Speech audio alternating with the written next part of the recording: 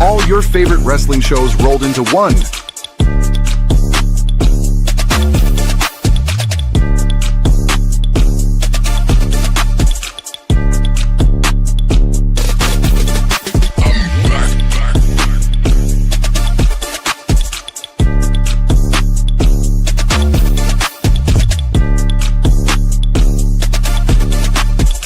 Welcome to the We Book It podcast. Let's start the show.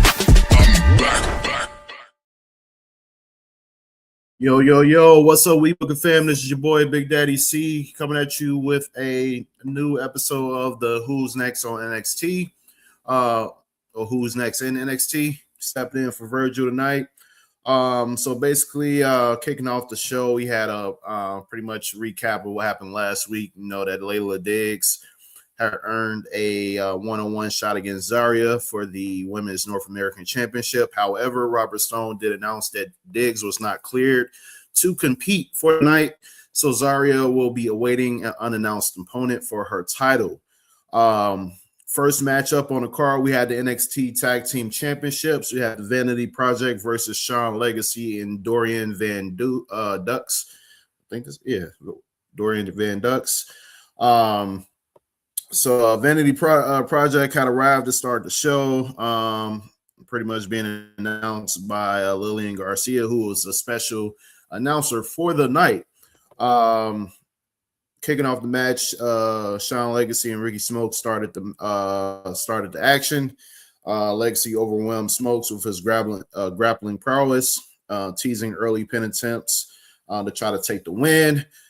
Smokes would tag in Brad Baylor, who pretty much had some against fresh Dorian Van Dux, as well as the quick tags of the challengers. Sean Legacy almost caught Smokes for the three with a snap kick and a standing moonsault. Dorian Van Dux gave Legacy wild air off the apron slingshot crossbody onto the champions to send the match to picture-to-picture commercial break. Coming back, the Vanity Project would take over the match, basically isolating Sean Legacy.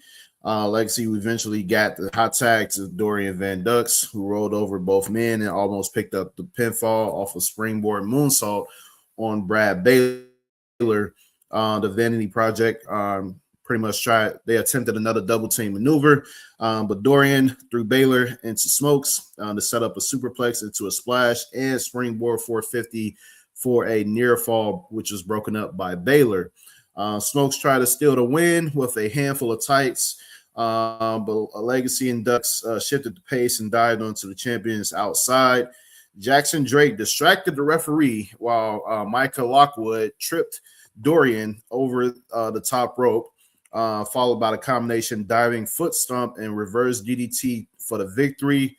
So Brad Baylor and Ricky Smokes retain the NXT Tag Team Championships. Vanity Projects retain their Tag Team Championships. This was a great opening match for this show, basically showcasing the unreal athleticism of the challengers. I think these two teams can definitely lock it up again. So we'll see what happens after in the near future. We did have a segment in the locker room. Miles Bourne and Tavion Heights talked about ruining the Vanity Project's night.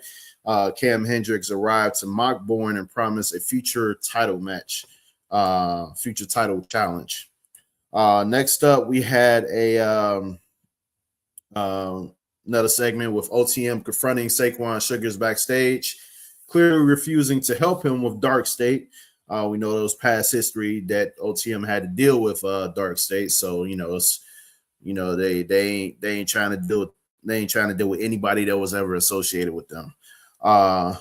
Lucian Price and Bronco Nima then got in the faces of Birthright, where Alexis King tried to push Price to question Nima's intentions in AAA. Tristan Angels mocked Shiloh Hill, calling him a creepy hillbilly weirdo while holding his stolen tooth. He then crushed the tooth under his shoe. Hill appeared on a Titatron and told Angels with a deranged laugh that the fog is coming. Fast forward to another segment in Robert Stone's office. Natty argued for Nikita Lyons to get the shot at Zaria, while Izzy Dame and Lizzie Rain pretty much argued their cases for the championship opportunity. Robert Stone would agree to a fatal four-way for the title later on. That's pretty much how that segment ended. Next match we had Naruku versus Tate Wilder. There was a pre-tape that aired while Tate Wilder was heading to the ring. He basically explained that he was challenging Naruku because he did not fear any challenge. Naruku quickly brought the physical fight to Wilder, hit him with strong forearms into the ropes. The two basically brawled outside the ring, where Wilder managed to turn the tide with a strong kick off to the apron and send the match into picture-in-picture commercial break. And then Tate Wilder's advantage did not last long through the break, where Naruku will eventually fight back and wore down a 28-year-old adrenaline junkie. The former Evil pushed Wilder to the mat, basically grinding him down with chokeholds. Wilder found a way to fight back, hitting a rather impressive sling blade backbreaker. Nothing would slow down Naruku for long. He fired back into the abyss for the 3 count. While NXT was replaying the finish to this match, Tony D'Angelo arrived to attack Naruku. Naruku tried to miss Tony D'Angelo again, but the security, but he ended up hitting the security instead.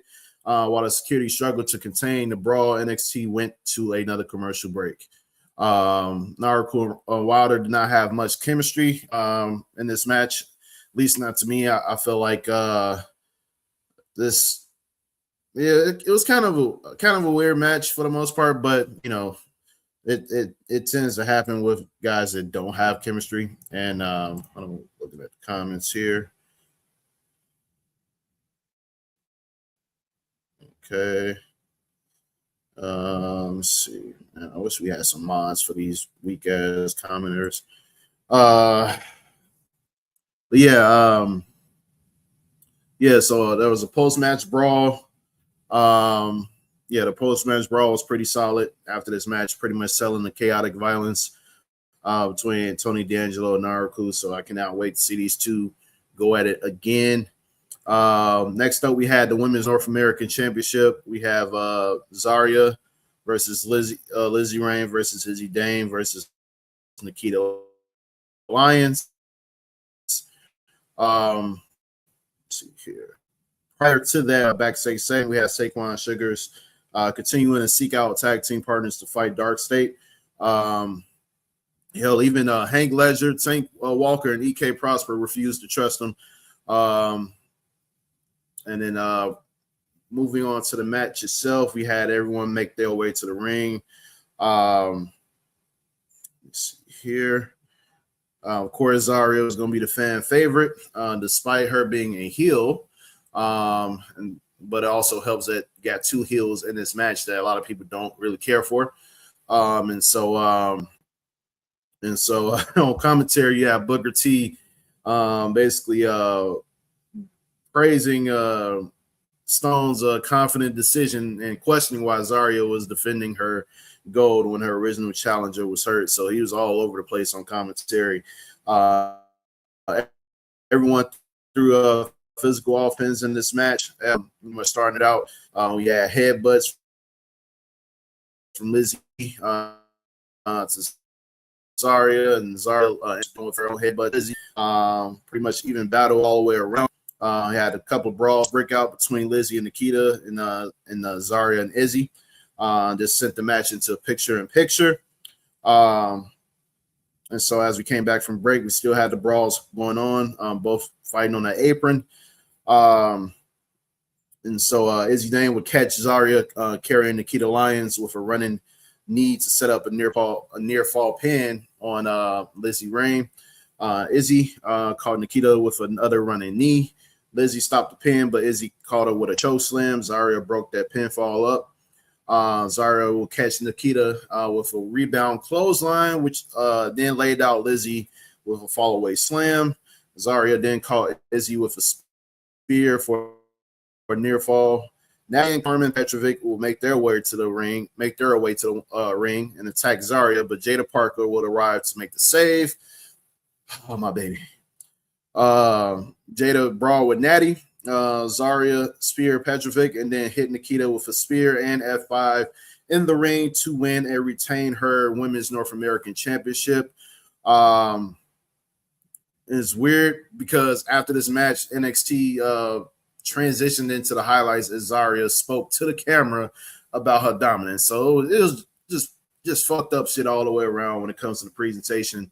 These shows, man, I don't know what the fuck is going on, but they had to get that shit right. The SmackDown, they went off air on SmackDown as Cody was making his way to the ring to save Nick Aldis from Gunther. And that shit, man, is fucking dumb. And here we go with this shit on NXT with the cameras. Like, come on, dog. But yeah, I thought this was a good, solid match. Good defense for Zaria. At least somebody with a women's championship is defending their shit. Can't say for the main roster champions. Liv Morgan, Rhea Ripley.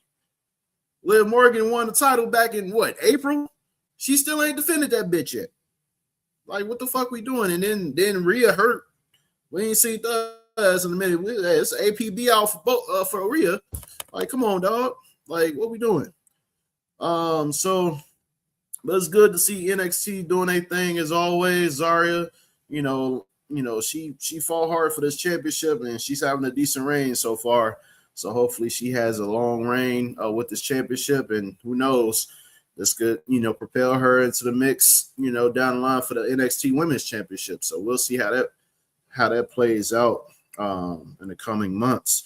But yeah, this was a good showcase for Zaria. No drama. She did a thing.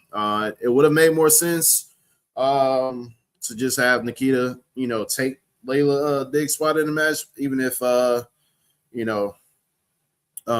even though it's the weaker match on paper, Nikita Lyons is, even though she's the Evolve champion, I don't think she's ready to be on the higher up, like the hierarchy of the NXT women's division. But yeah, Jada coming out there to help Zaria was interesting. Even if it was to get at Natty, kind of like made you wonder, like, oh, is Zaria really a heel? Like, she got people coming out to save her. So, like, but the crowd, like I said, the crowd loves her. So, we'll see how long they decide to really keep her a heel. We had another segment. Saquon Sugars was talking with Rand Sinclair and Kendal Gray about his team building struggles. Lola Vice interrupted to make clear she was not done with the NXT Women's Champion. So pretty much that was that little mini segment there. And here we go with our, let me see here. We had Jackson Drake with the Vanity Project versus Tavion Heights. Prior to that match, we had a segment in Robert Stone's office. Tony D'Angelo demanded that he wanted Naruku. Stone agreed to an NXT Championship match between the two next week. Tony D'Angelo promised to get Naruku back before the end of the night. Tavion Heights made his way out to the ring, came out alone, while Jackson Drake arrived with all of Vanity Project in his corner. Heights and Drake fired off one another early. Drake did his best to avoid his suplexes from Heights, including the ear clap, which was countered into a belly to belly. However, after a kick out out of a cocky pan attempt by Drake, Heights tossed Drake into the corner with an exploder suplex. Drake fell to the floor while all of the Vanity Project checked on their lead man as NXT went to a commercial break. Shown on the replay, you had Drake catching Heights with a springboard cutter for a near fall. Heights responded with the Northern Light suplex of his own for his own near fall. Drake found an edge by going after the knee of Heights with an Indian deathlock and figure four leg lock. As the action continued on, NXT showed Lola Vice preparing backstage for the main event. We saw an airplane spin, set up Heights, toss Drake into all of Vanity Project on the floor. Brad Baylor got onto the apron in response and distracted Heights for a Drake sunset flip pin to steal a victory. So the winner of this match was Jackson Drake. Good match, flowed better than some of the previous matches between these two. So we'll see how things play out in the future. NXT did show another hype vignette for Raina Vulcan, formerly known as Nikki Blackheart, which ended with a promise of her debut next week. So I cannot wait to see that unfold. And so here we are backstage. Saquon Sugars ran into Noam Dar and Romeo Moreno.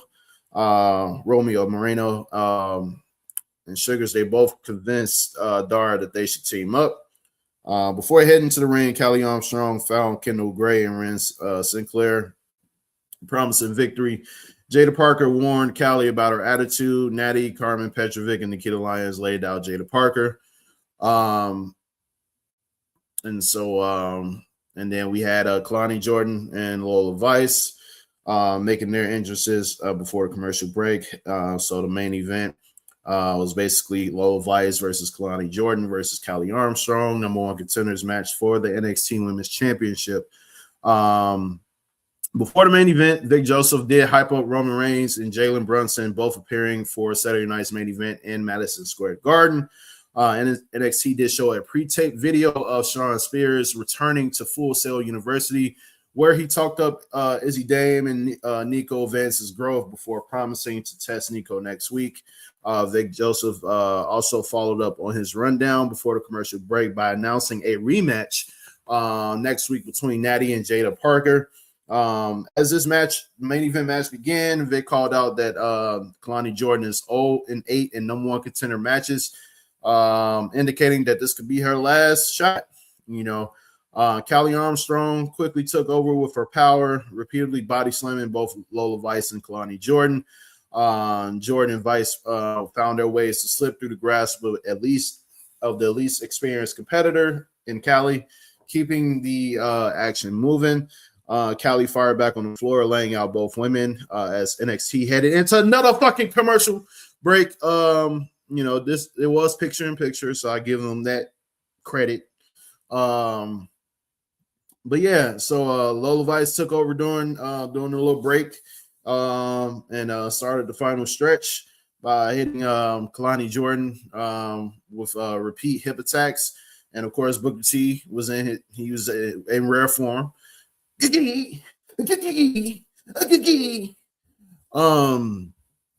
yeah, Callie Armstrong caught Lola for the pin attempt, and Kalani broke up. Let me see here.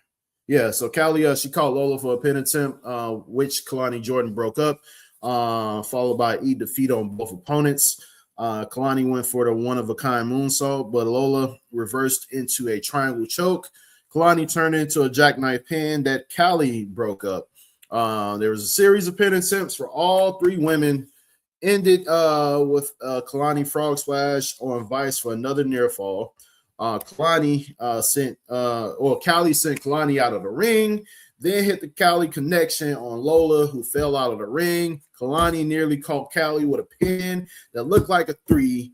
Lola caught Callie with a back fist, followed by Kalani hitting one-of-a-kind moonsault on Callie. Lola threw Kalani out and took the pin for the victory. So she threw out Kalani Jordan and pinned Callie for the victory. So Lola Vice is now the number one contender to the NXT Women's Championship, and she gets her rematch against Kendal Gray for that championship that she lost at the previous pay-per-view. I forgot what it was, but yeah. So this is going to be a good match between these two, round 2 for this championship. Kalani Jordan is now 0-9 in number one contenders matches. I don't know what's going to happen with this girl, man. She just can't get it done. She just can't get it done. Like Stephen A said, you got to get it done. Period. She can't get it done. She can't get it done. She a former NXT North American, NXT Women's North American champion. But when it comes to NXT Women's Championship, she can't get it done. She can't get it done, dog. And hey, I don't know what the future holds for her, but it ain't looking too nice. But yeah, so the show ended with another next week card rundown until the cameras caught Tony D'Angelo and Naraku brawling again in the NXT parking lot. And we know nothing good ever happens in the parking lot, the NXT parking lot. And they were brawling yet again. And Robert Stone would eventually announce that the NXT Championship match is now a street fight. So next, oh man, it's gonna be some shit, man. I'm telling you, y'all better stay tuned, hey, because it's getting real out here in these streets on NXT. So yeah, that was pretty much the show. A lot of action packed tonight, so yeah, we'll catch y'all next week. Virgil should be back for the next week's episode of Who's Next in NXT. So it's Big Daddy C signing out. Thanks for all who tuned in to the show. Stay tuned for tomorrow. Coach will be giving you the AEW recap, and then Friday, Teddy Long will be giving you the Friday SmackDown Throwdown. And then Sunday we got our Sunday Night Stunner, and we'll have everybody on hopefully. So catch y'all then. Peace.